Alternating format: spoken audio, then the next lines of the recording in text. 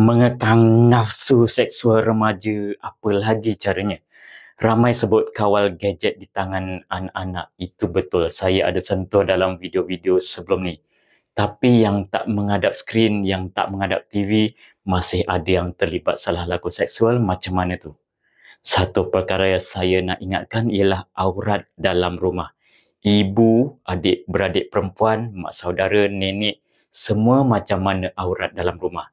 Anak lelaki bukan bayi lagi yang tak terangsang tengok pakaian singkat, sendak dan jarang.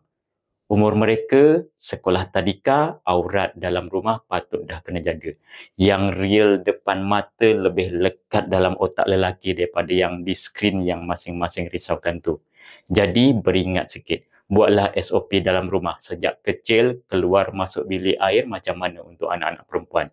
Jangan biar mana-mana lelaki tengok bahagian yang tak sepatutnya walaupun adik kecil. Apalagi cara nak kekang nafsu remaja? Jemput follow, like, komen dan share dulu video ini sebelum saya sambung dalam video seterusnya.